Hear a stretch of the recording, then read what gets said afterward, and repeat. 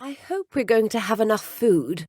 Connie swept into the large banqueting hall of London's prestigious Royale Hotel, clutching an elaborately decorated cake towering high above her head. If she held her arms any lower, she would trip over the flounced hem of her long dress. "What are you talking about?" Lucy gestured towards the table.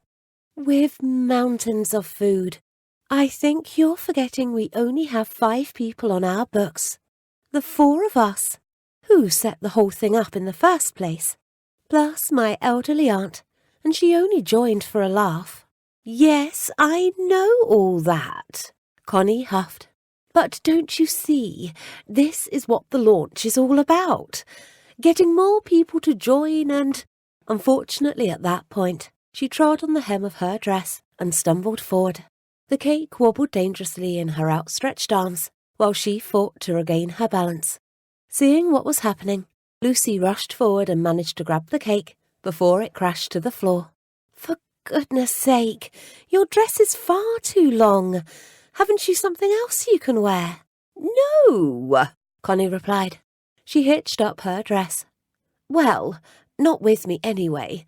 Besides, I paid a fortune for this creation, and I'm going to wear it if it kills me." The midnight blue dress, with its sequin bodice, had looked gorgeous draped on the model in the shop window.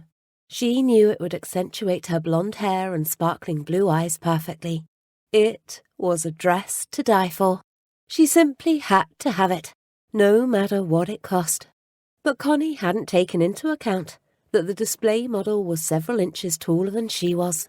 Even the sales assistant, mindful of her commission, had felt duty-bound to point out there might be a problem when it came to actually walking.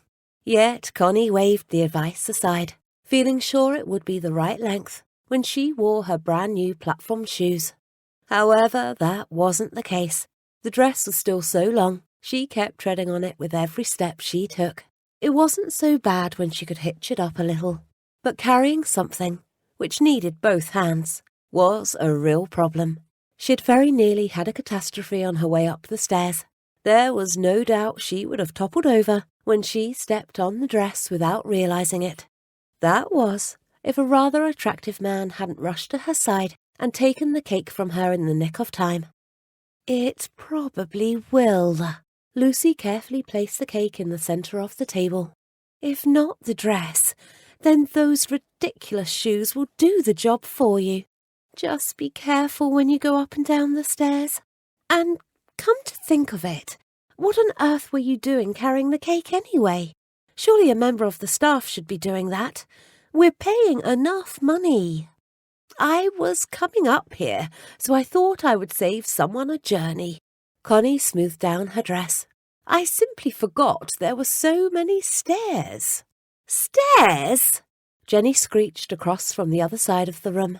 "You mean you carried the cake, which, might I add, cost us a small fortune on its own, all the way up the stairs? Why didn't you at least take the lift?" "Because I couldn't press the button to call the lift. I was holding the cake with both hands. Remember?" Jenny closed her eyes and shook her head. For an intelligent woman, Connie could be unbelievably dim sometimes. "I don't know why we let you talk us into using the Royale in the first place," Lucy grumbled. She and the others would rather have held the launch for their new dating agency somewhere more modest, more within their tight budget. Yet, somehow, Connie had gotten her own way. But then, didn't Connie always get her own way? "This whole thing is costing an arm and a leg. I'm sure we could have found somewhere less expensive. If you recall, I did get a bargain on the catering." Connie was a little put out by their lack of enthusiasm. "But that was only because you allowed the catering manager to gaze down your cleavage while you negotiated the deal." Jenny grinned.